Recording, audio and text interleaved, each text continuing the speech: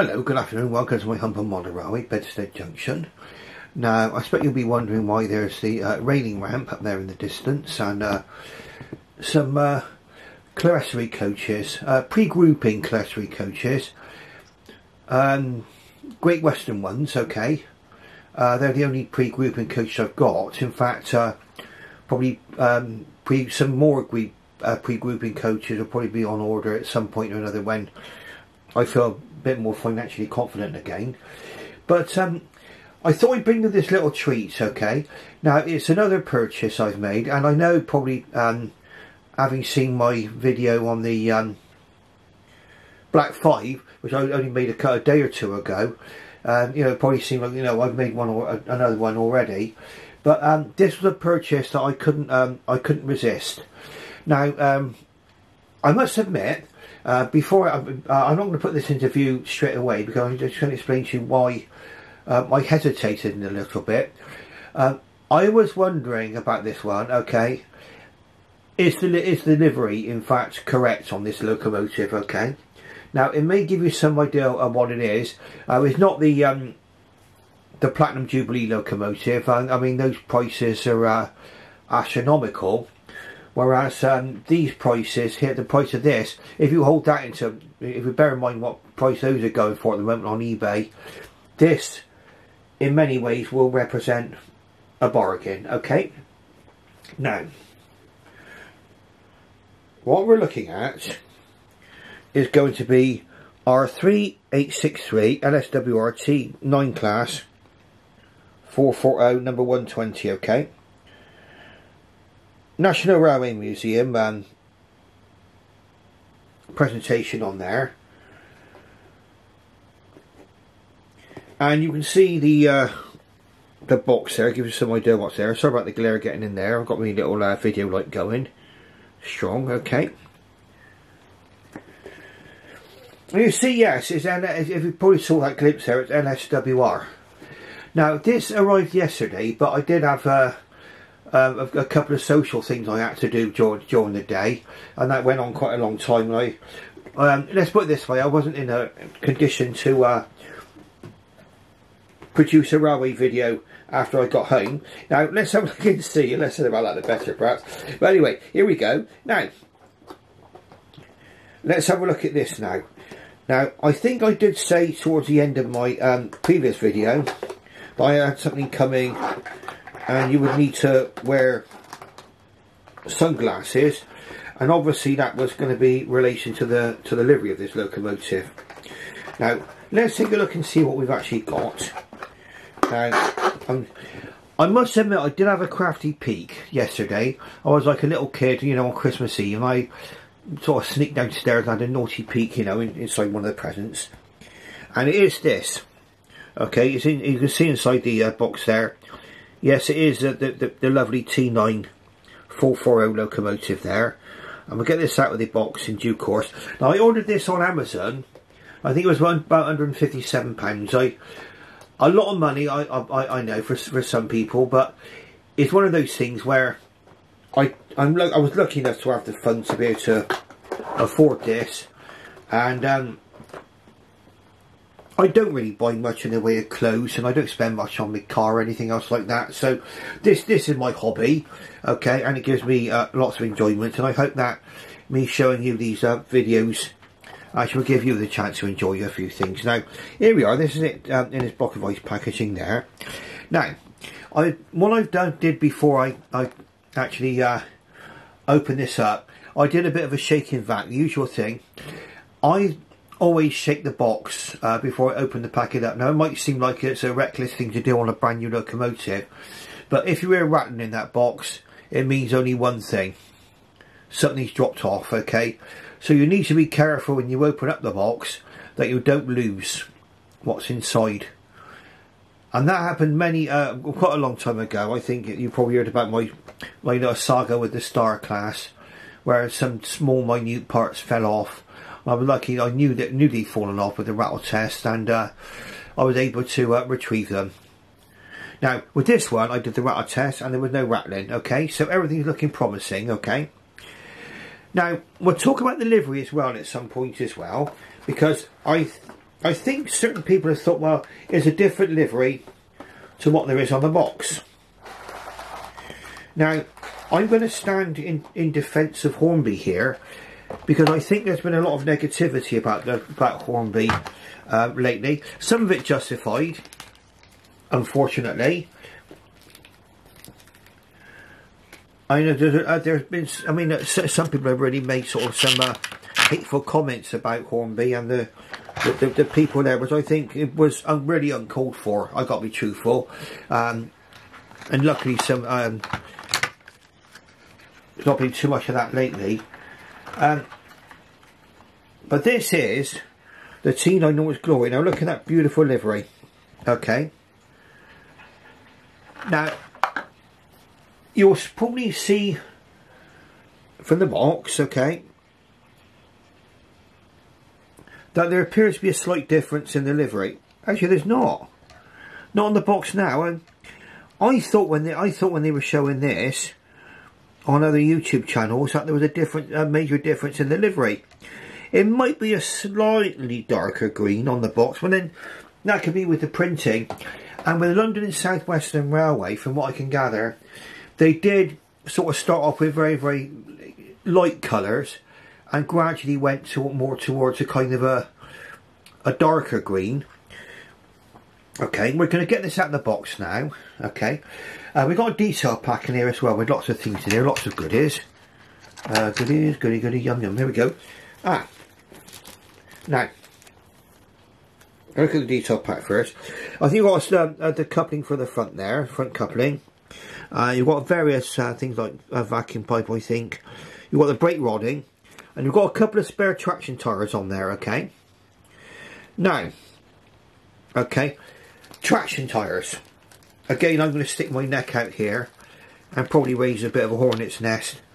On certain 440 models, anything less than an 060 really, you're probably going to need traction tyres, okay?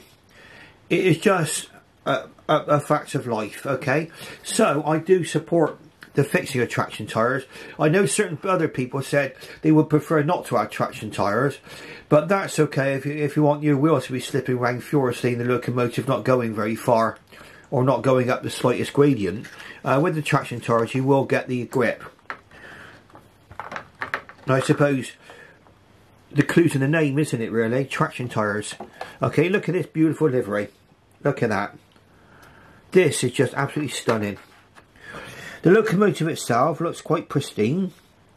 I don't think there's any parts falling off, anything like that. No rattles, there was no rattles in the box.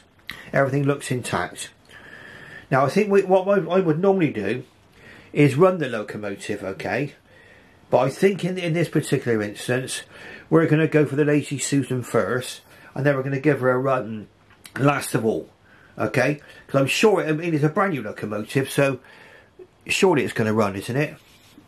Okay, so here we go. Let's see if we can lift her out of the box. Now, excuse my hands getting in the way, my massive paws. I'll try and lift it up in such a way. Right, so the tender and the locomotive are attached together. Okay. On some earlier Hornby offerings, they would be separate, but the more modern offerings, the tender and the locomotive are fixed together.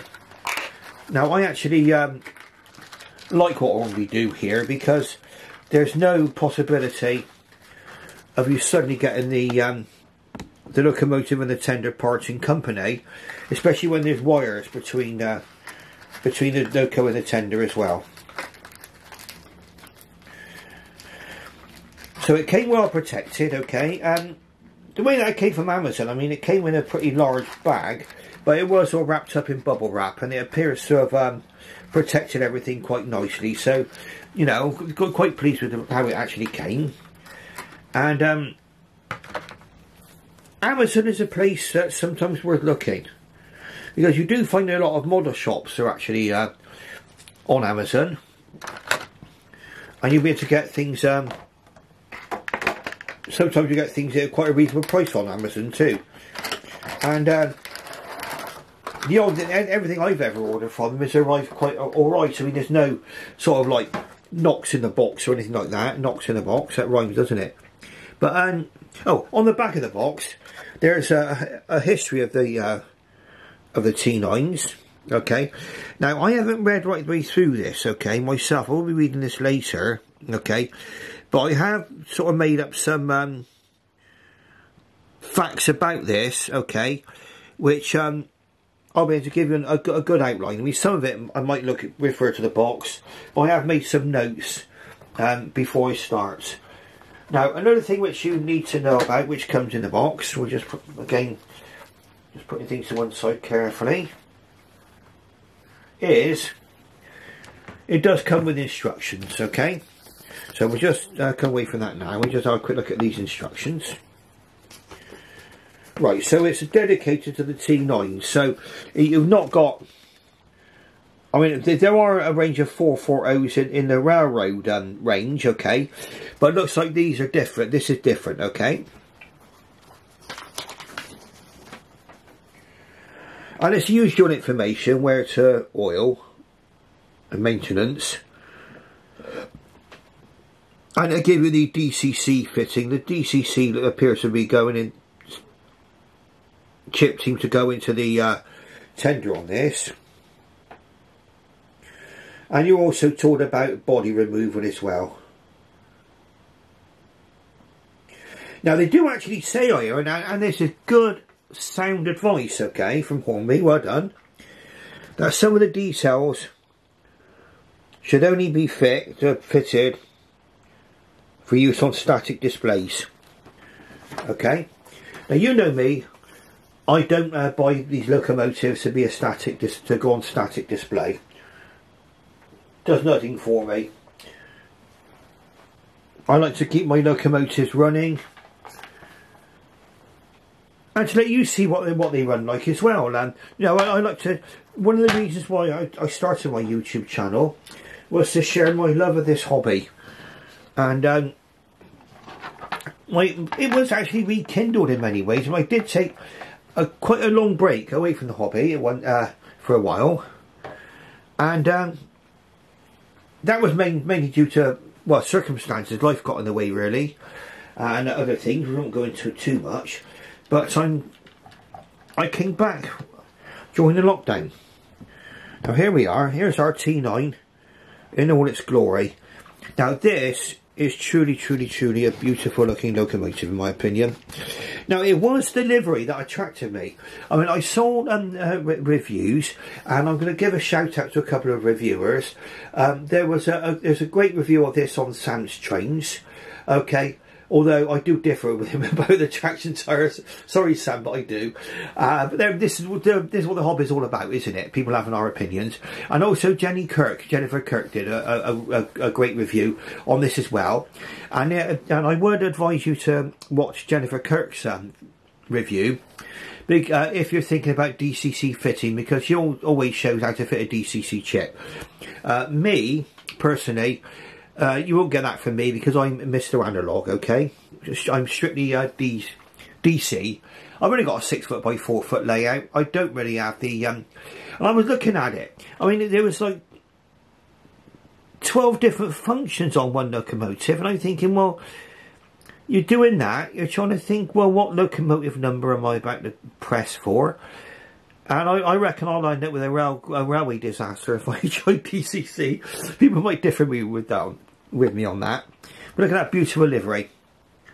You clearly see it's a 440. I mean, even the wheels are painted up in the right colour. We're going to turn to the front. Let's take a look. Yes, there's a separately fitted dart, and that's quite intact. Let's zoom in slightly, shall we? So we can get a better view. There we are. We got the bumper ready, the buffer ready to take the steam pipe at the front there, the vacuum pipe. And you've also got the number actually on there, number 120 I think it is, yeah, and that's on the buffer beam there. And you've got the socket there ready to accept the coupling on the front. That's really there if you intend to run your locomotive backwards, okay, and you know, putting things with locomotive running in reverse. I don't usually do that, to be honest. I don't know, I just like to see the locomotives running boiler first, smoke box first, say, rather than tender first, okay? Lovely. There's a separately fitted handrail going round there. You'll be able to see that quite more vividly. Separately fitted darts, obviously black on black. You're going to find that is, you know, might not be visible, but I'll show you there is a separately fitted dart. Now, the thing that a lot of people are going to be saying is it's got sprung buffers. Yes, definitely. Okay, so for those of you who like your sprung buffers, okay, that's an affirmative for you. And there's a little, like, kind of a guard thing just under there, which is going to be obviously to knock things off the track. That might get in the way in real life. Well, let's go up this way now. We're on the other side now. Now what we can see now, we'll just zoom out again, just so we can get the whole loco in.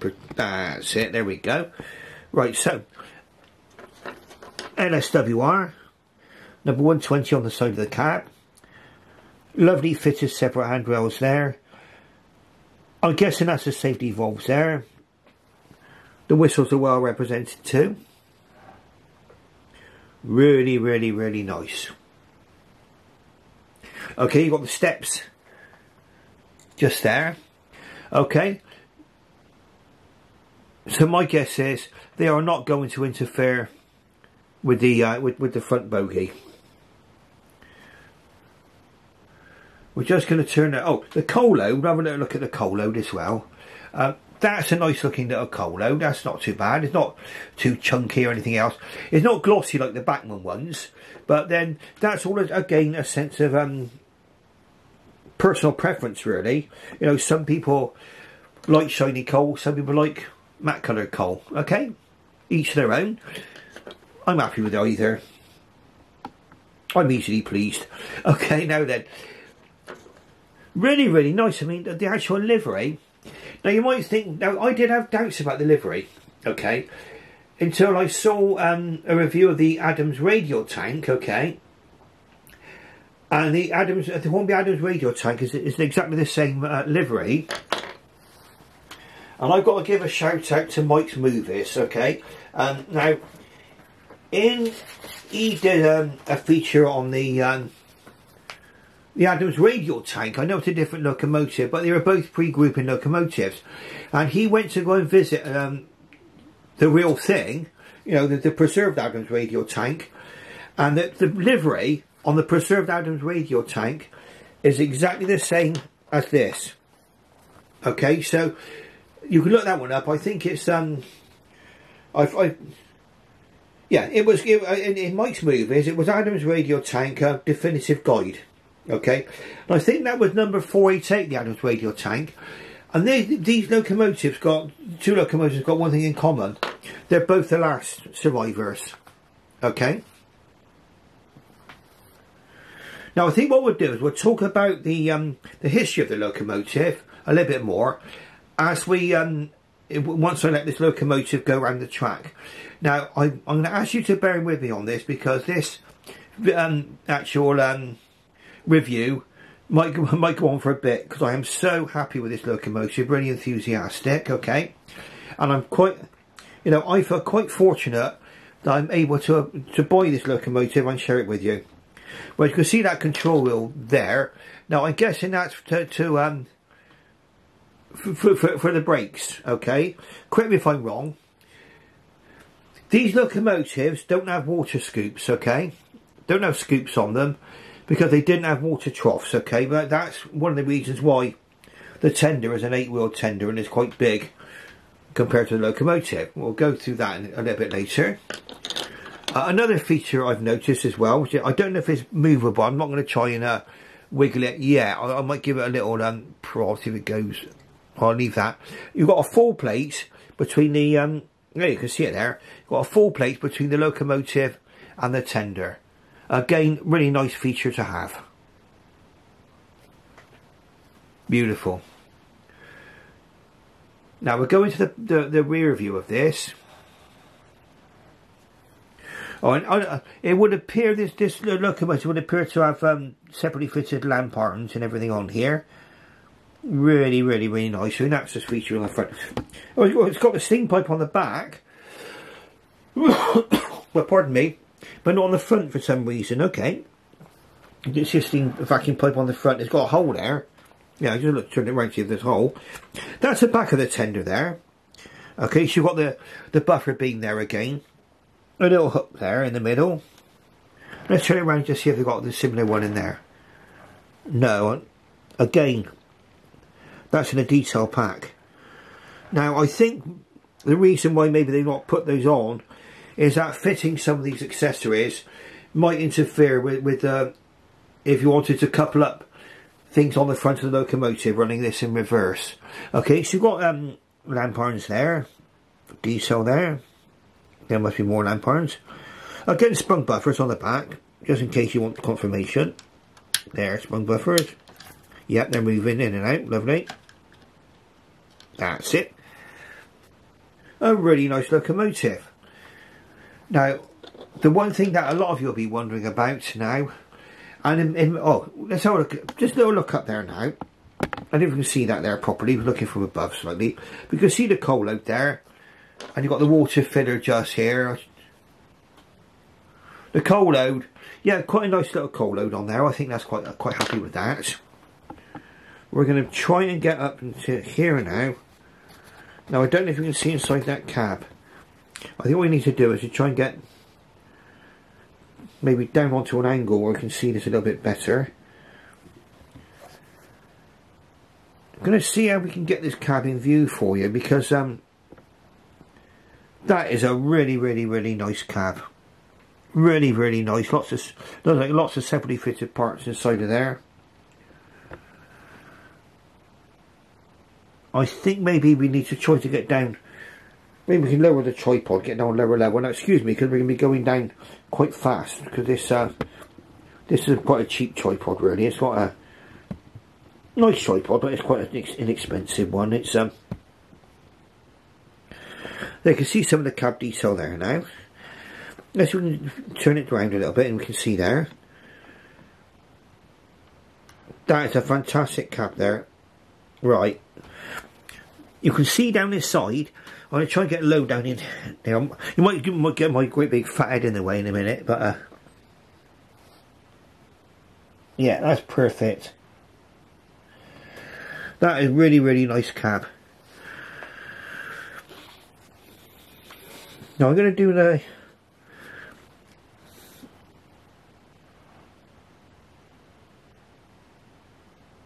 fantastic.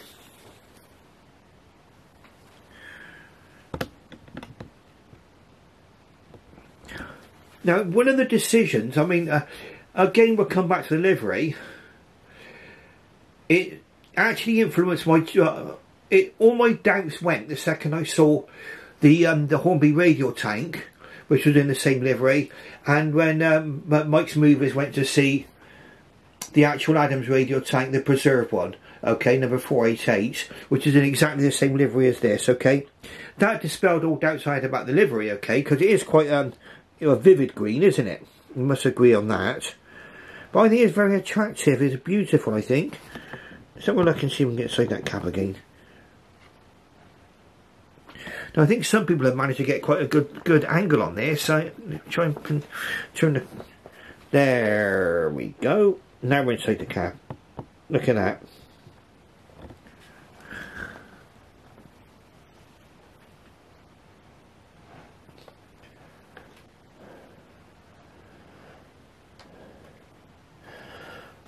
Let's have a look.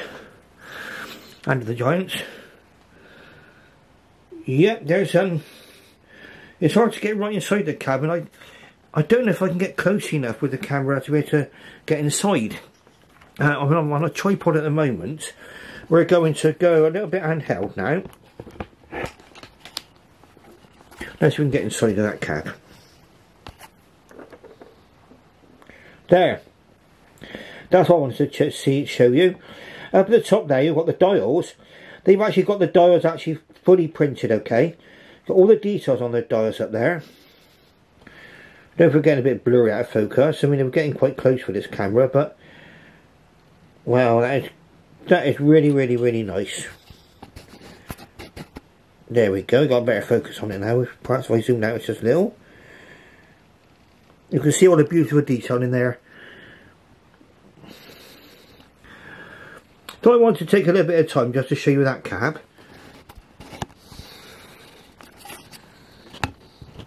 Now we're 25 minutes into this video, so obviously we are going to run on a little bit, okay? So bear with me, and we're just trying to get this camera back on the tripod, so things are going to get a bit clunky. There we are. Beautiful. Okay, oh, another thing to mention, I do believe that the boiler is die cast on this particular one. Okay. Also, you can see on here, I don't know if you can see it, there's a lovely lining on there. Lovely, lovely, lovely lining. Really subtle, really well done. In my opinion, it looks like a really nice quality locomotive. I'm quite enjoying this at the moment.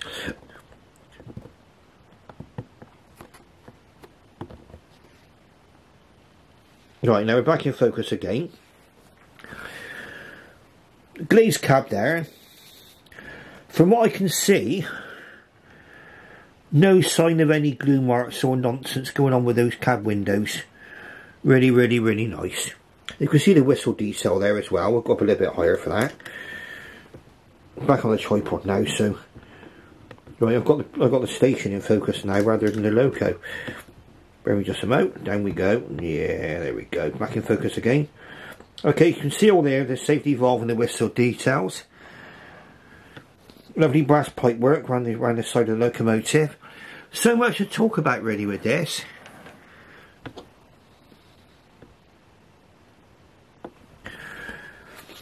Now, personally, I would have no doubts about this livery. It's perfectly fine in my opinion. How do we know what the pre-grouping liveries were like? I mean, correct me if I'm wrong, but weren't all the photographs back then in black and white? You know, you can't, this apparently is sage green, this colour, sage green. But then, I mean, the thing was, I was watching the review, okay, on Sam's Change and Jenny Kirk, and looking at this livery, and falling in love with it more and more, to be truthful. I've got to be honest with you. And I just couldn't stop myself in the end. I mean, there was just, you get a time in your life where, if you can, you know, get it, there's always a little voice in the back of your mind, isn't there, saying, go on, you know you want to. And so I have. Lovely fitted handrails there. Nice detail. Everything is really nice. The cab detail as well, come back again. The colouring of the cab's quite nice. Let's see if we can get another view from above. I never spend a long time on this cab, but I think a lot of you, I mean, it's hard to do it justice because obviously the tender's attached.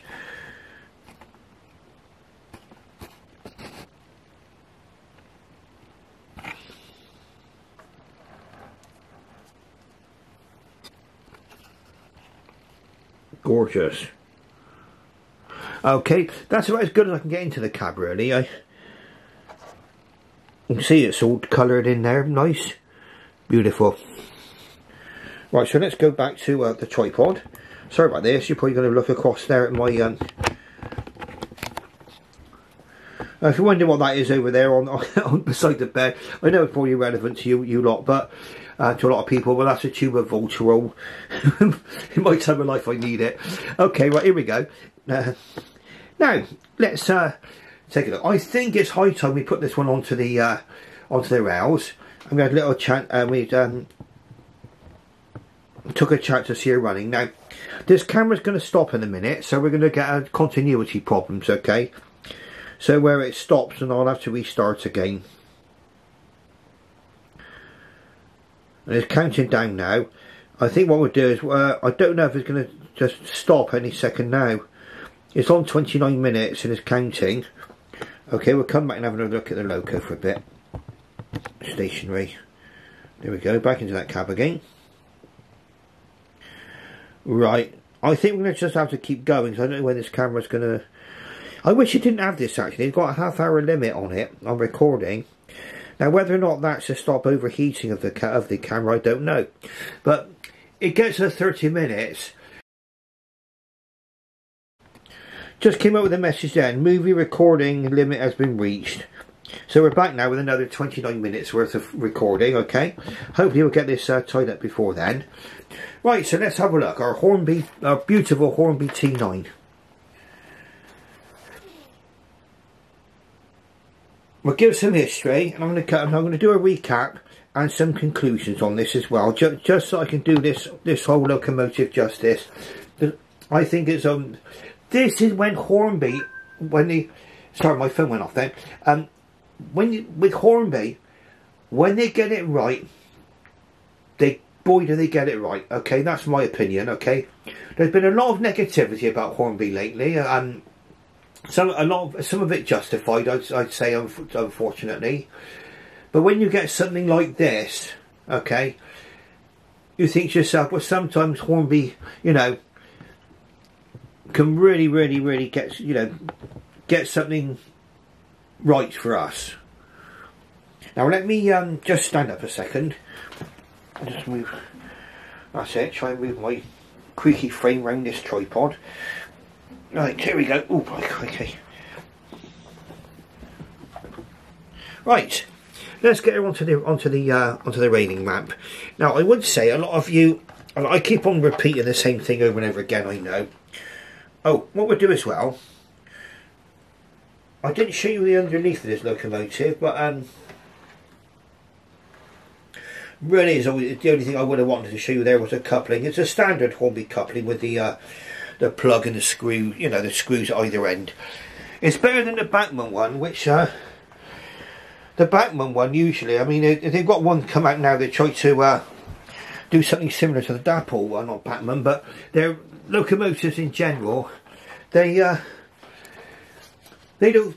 You've got a hook. There's a little look like a kind of a hook. You've got to make sure that the locomotive and the tender hasn't parted company. Otherwise, on a Bachmann, you're pulling the wires off. But on here, perfect. Okay, right, here we go. Our lovely T9. Let's zoom in just ever so slightly. Now I'm thinking we're on the rails correctly here, so let's go the reverse. Right, so we know straight away we have a working locomotive, and it's moving very, very well. Okay, that was nice and controllable. Let's put it into forward gear.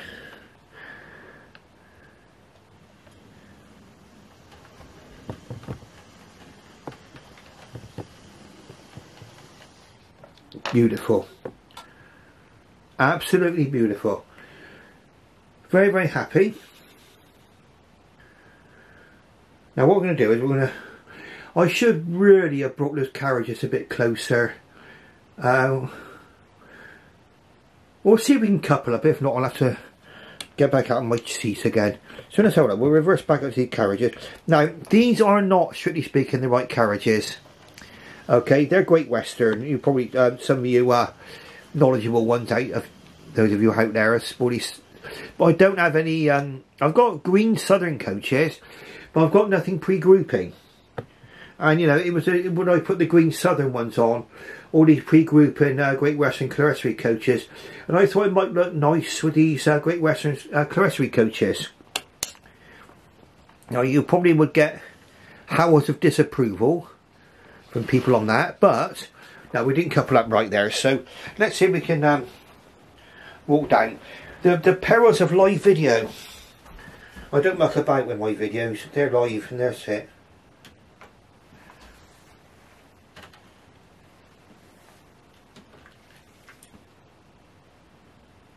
Oh.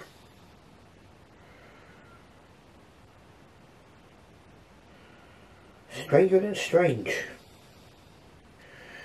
I'm going to stop the video just for now. Okay. Right now, mystery solved. Okay. You can probably see I've got the cradle out. Okay. The reason why the locomotive would not couple up with the carriages is because the NEM pocket wasn't. Sorry, the NEM coupling was not fitted to the locomotive. In fact, there were 2 NEM couplings inside the detail pack, okay? So they weren't actually fitted. But that does give me a big excuse, actually, to be able to show you the underside of these of this locomotive, okay? Let's have a look. It's in the cradle, so it's quite safe, so don't worry. Right, so that's the underside there. You can clearly see that's the 8 wheels of the tender, okay? And you can see the plug there, the usual Hornby plug, going between the tender and the locomotive. And also the screw there, that's holding it on, okay? And there's one on the tender, and another screw there. And get focus. Another screw on the locomotive, okay? And you can see where the brake pumps aren't fitted. But you can also see now, there's detail underneath. Please focus.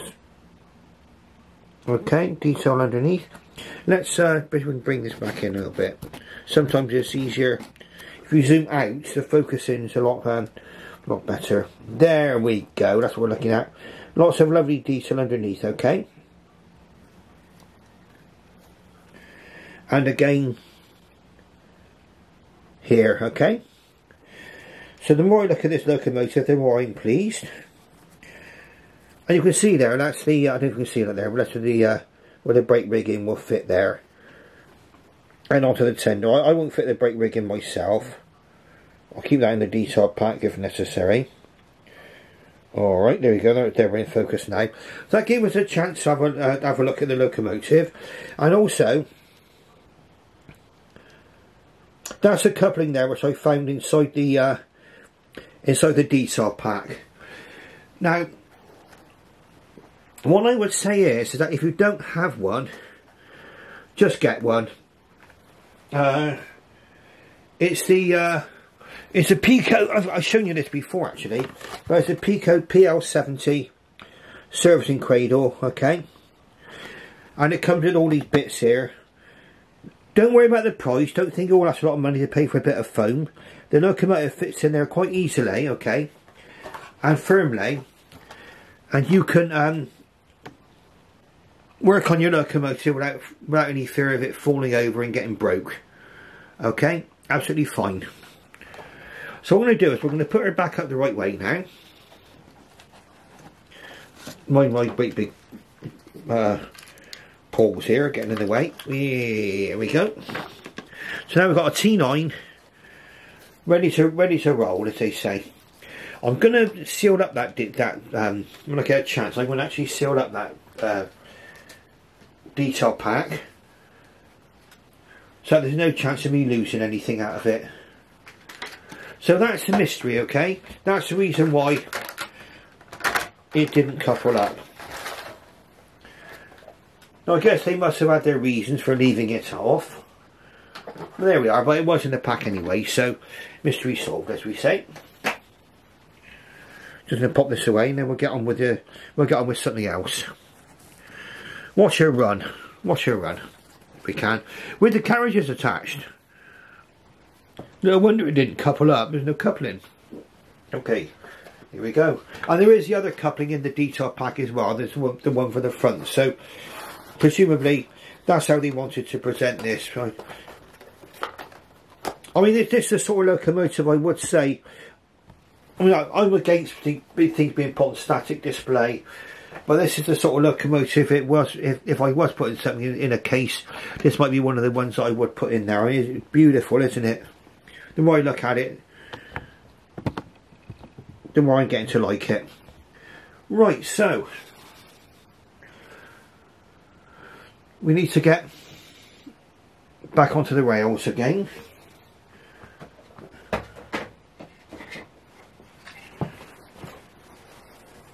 And then we're going to give her a run round. I'll have a brief talk about the T9 class, because some of you like the historic detail, and I know I do too. I like to know, because what happens with these locomotives, okay, they're models, we know that, and a lot of people want to look at them in the context of a model, but they are models of a real locomotive. I mean, this is something that exists in reality, and so for me, running the locomotives, it's what brings them to life. Right, so what I'm going to do now, we're going to try a coupling now. Now that we've got a coupling attached to the locomotive, let's have a look and see now. Into reverse gear.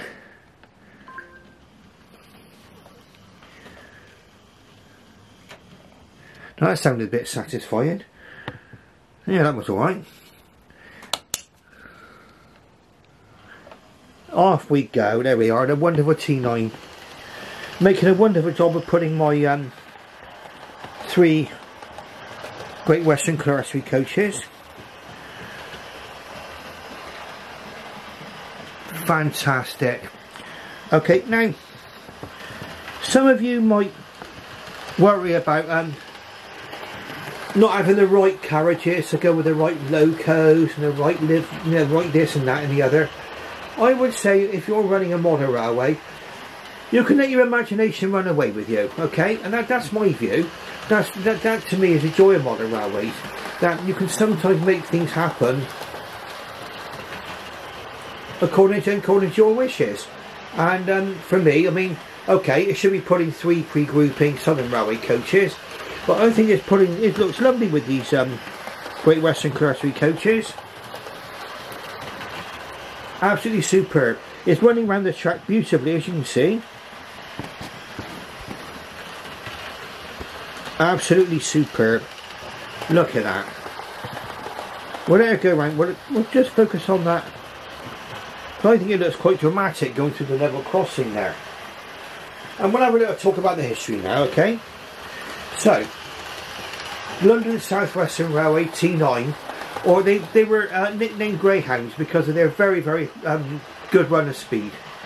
Okay? A locomotive that was a success from the word go. Okay? No two ways about it. I mean, I might be a Great Western fan, really, in a lot of ways, and you know, and that's where a lot of my focus is. But I like to cover all the railways. I mean, I might not get quite up to the NNER very often. Sorry about that, Edie, if you're watching. You know, I do have some NNER locomotives, but for down in my area of the West Country, yes, you did have the Southern Railway running into the West Country a lot. From Waterloo. You've got the Midland Railway came into Bristol. Pardon me, because they did actually share Tudley Station with the Great Western Railway. So you did see a lot of the Midland in the West Country and the Southern, along with Great Western locomotives. They could be seen. But there were 66 of these built. Dougal Drummond was the designer. 35 were built at 9 Elms, sorry. And my I'm gonna put my teeth back in. 35 at 9 Elms and 31 by Dubs & Co. Now they were capable of over 80 miles per hour, okay, which back in those times, I mean, those speeds for some people must have been astonishing. You know, I mean, there weren't cars available to the public. Probably the fastest anybody had ever been would have been with a horse and cart. And suddenly, to travel at 80 miles per hour, it must have been like going to the moon. I've got to be honest with you. The last one of these were drawn in 1963, sadly, and it's this one, and it's preserved by the National Railway Museum, hence the National Railway Museum branding on the box, okay? Now, you've got the information on the back of the box if you want to read about this. I must admit, I got this by the wonders of Wikipedia, so a lot of these bullet points. And it was preserved by the National Railway Museum. At the moment it's at the Swanage Railway National Railway, I think. Yeah, Swanage Railway. On behalf of the National Railway Museum. Ury, which was the successor of the Drummond, from 1912 onwards, started to fit superheaters to these locomotives, which again improved their performance. Now they did start off in sage green, okay. Then the Southern would have been a darker green, I think, on these. And then they were eventually painted black, I believe. In fact, in wartime, I think they were painted black with Southern. I think we sometimes see them with black with plain tenders as well. So they can come in various liveries. I mean, for me, I mean, this would have to be the livery for me.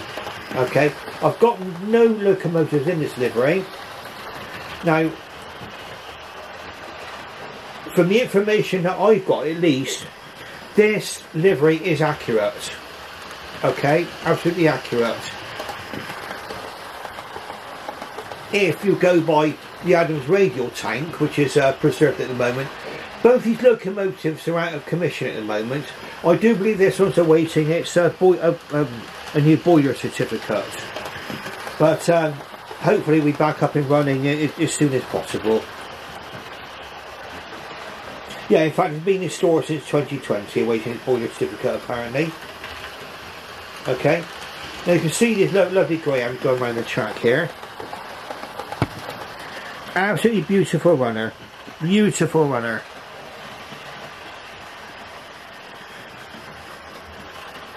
Now obviously with any locomotive we've got to, I mean, time will always tell as to what they're like in the long term, but really at the moment I can see this locomotive going around the track performing perfectly well. And I think, to be honest with you, I think Hornby got a winner here. A really nice locomotive. The 4.4, because the wheels are painted in such painted a matching green, it really sort of brings out the 440 wheel configuration of this particular locomotive. Now you may ask why these have got 8 wheel tenders, and why some Southern Railway locomotives had 6 wheel tenders. Okay, and you can sometimes see both. Okay, could have seen both, especially on the King Arthur class, and it's because of different conditions on the Southern Railway. Now, they didn't have any water troughs on their railway. Okay, and so that meant that their tenders had to take a really high capacity of water to be able to continue between stops. Whereas, see, for example, the Great Western locomotive, they want to take on water, they get to the water trough, down they go the scoop, whoosh, and it's all, you know, they're up and running again perfectly well. Well, they didn't even have to stop to take on water. Whereas these will have to go to a water crane or a water tower to be able to replenish their water supplies. Okay. Now, these were very suited to routes where there was a requirement for a lighter locomotive, because all railways have got some kind of weight restriction as to what you can take as axle loadings. Okay, and this one was suited for the a lot of the lightly laid and windy track on the London and South Western Railway. I remember the London and South Western Railway went from Waterloo, okay, went to all other areas of south of England, but for me, from the West Country, for me, it's a line from Waterloo through to Salisbury, to Exeter Central, down I think there's one in 37 gradient to Exeter St David's, and then on its way up towards the north of Devon, and it went to Plymouth via Oakhampton. Okay, so the Southern Railway was very much, for me, a part of the West Country. Okay, looking at absolutely beautiful going around the track here. Now I'm going to wind things up here now, because I want to let it run more. I'm going to sit here and I'm going to enjoy this now for more. I will be trying to get hold of some Southern Railway pre-grouping coaches. Okay, and it will be when I'm feeling a little bit more financially confident. Okay, and that is something with all of us. Really, I mean, it's really a pleasure. I mean, I consider it a privilege that I was able to afford to buy this. Okay, and feel like a very lucky person to own this locomotive. Okay, along with the rest of my collection. Now, if you like what you see, give me the thumbs up, press that like button. If you're not subscribed yet, please subscribe. It does make a difference to me and my channel. And tick that alarm, tick the little bell symbol there, and go for all content, and you'll be made aware of all the videos that I make in future. And also, I've got I've got over 100 videos now made up for YouTube. some of these go back to my early days of recording, and I did that on phones and like, learning a sort of filming techniques. And but a lot of those are worth watching too. Okay. Now on that note, I just say, for those of you who stuck with me to the end, thank you very, very, very much for watching, and I shall wish you farewell and bye bye.